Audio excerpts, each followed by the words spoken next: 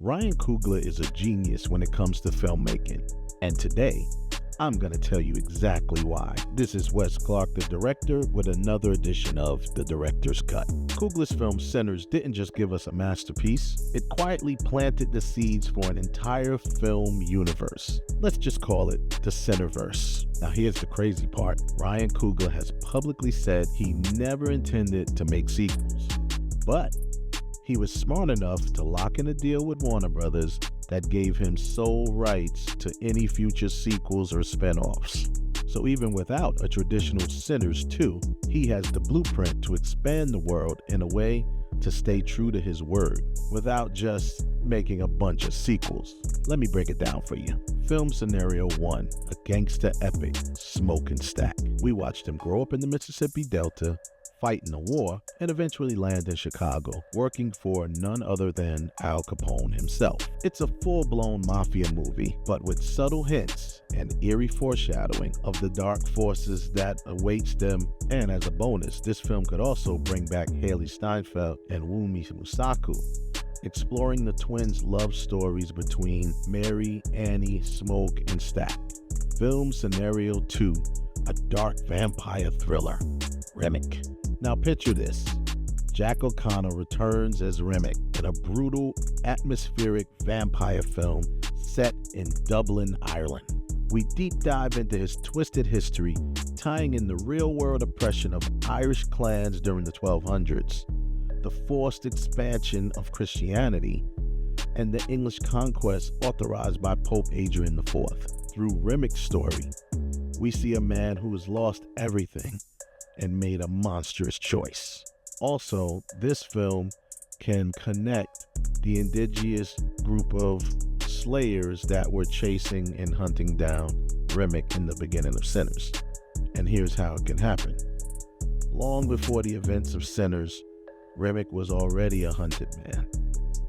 When he crosses the ocean into the New World in the early 1700s, he encounters not just settlers, but the first slayers, Native American warrior clans with a sacred legacy of hunting vampires and dark spirits. For generations, these tribes have fought supernatural creatures tied to the land, ancient rites, sacred weapons, and spiritual knowledge passed down since before recorded history. To them, Remmick was not a man, he was a curse that had crossed the water.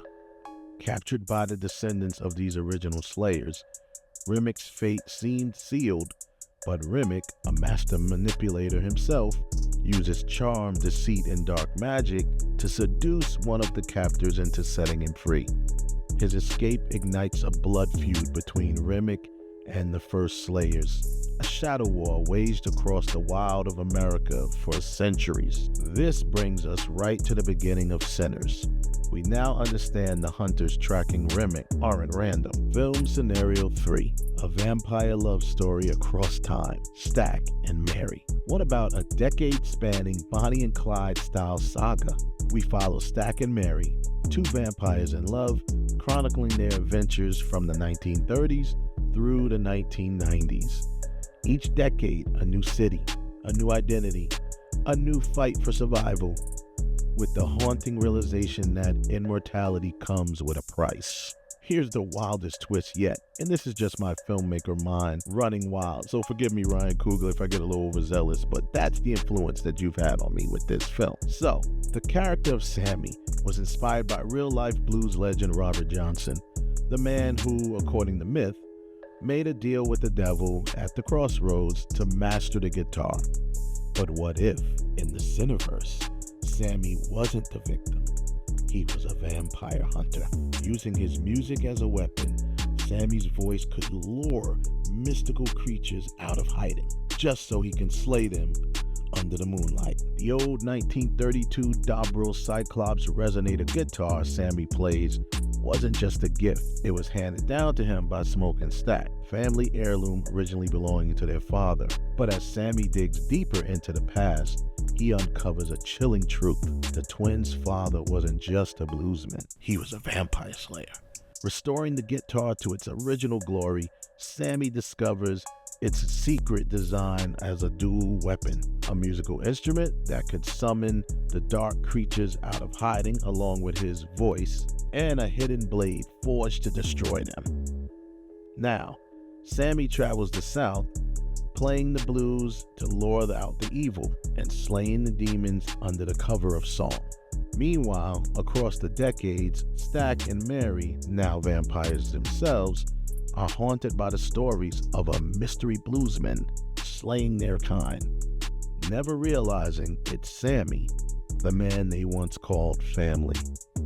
How does it all connect? In Smoke and Stack's film, hints dropped about the guitar's strange history. Stack and Mary's film, background rumors of a bluesman ghost-slaying vampires. And of course, Sammy's spin-off film, full reveal of Sammy's quest and the true history behind the guitar. Keep in mind, these are all my thoughts and opinions. Let's hear yours. Put your thoughts and opinions in the comments below. There's no right or wrong answers here. It's all for fun, people. Check out Sinners, now playing in theaters.